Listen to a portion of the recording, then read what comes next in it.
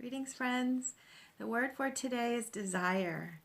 We're in the final days of Leo, and the sun moves into Virgo sometime tomorrow afternoon. So when the sun rises here tomorrow on the West Coast, we'll be at Leo 30. So today at 29 Leo, what we're doing is bringing forward all of the brilliance and fire and vitality of our own creativity and the infusion that we receive during this zodiac month, the infusion we receive of our own creativity and confidence and inner fire to go beyond what we have known and to fully expand into the radiance of the truth of who we are.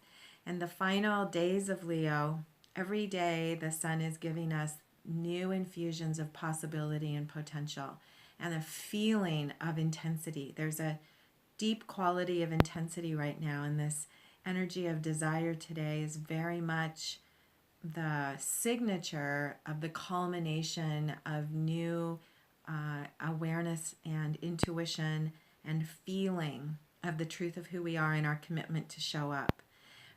One of the interesting things about the intensity of desire is that it's a combination of elation and inspiration mixed with a kind of anxiety and stress because of the intensity. And so, one of the most important tools that we can practice right now, and this is for moving forward in all forms of expansion, one of the most important tools, perhaps the most important, is to continually work with our vertical alignment, our vertical column, in order to move intensity through and continually be open to receive. So, whenever we feel discomfort of intensity, there's always some form of blockage at some point that just requires an opening or expansion to allow the energy to flow. It signals some kind of stuck flow. And the easiest way to work with stuck flow is to continually practice that open work with breath to release and allow the energy to move. And so that's what we've been really focusing on creatively in Mystery School this month and all of our energy medicine practices is to increase our ability to open our flow so that we can ground more fully into the earth and ground more fully above and allow the bigness of energy to move through us. So today, the sun is giving us an infusion of desire, an infusion of possibility, and the yearning and the commitment to go beyond what has been before in order to embody new potentials. It's a signature of rebirth. The symbol itself is a mermaid emerging from the ocean and preparing to awaken into human form. And so there's a quality of coming from the depths and the mystery of what has been and the traditions and wisdoms of the past in order to cross a threshold into something new, to step on land into something new. And so each of us is receiving big lessons and opportunities about new possibilities and the ways in which we can leave the past behind, bringing forward the blessings and be willing to step into something new. And so the ongoing card that I'm working with in the Oracle cards right now is this beautiful, let me turn the light here a little bit, this beautiful image of being between worlds, being poised between worlds. We worked with this in circles this week, and last week.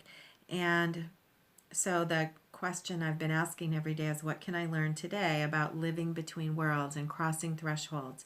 And the card for today, actually I'm going to show you yesterday because this is also an important message and I worked with it energetically, but I didn't do a video yesterday. We got two cards yesterday about being between worlds, and the first was poised, which is one of the key messages of this lunar cycle, which is to be able to embrace the tower and stay poised, embrace change, embrace dynamic expansion and the adventure of expansion, and learn how to work with all of our tools to balance our mind and emotions and stay integrated and coherent in the dance. Doesn't mean being static, it means being dynamically balanced.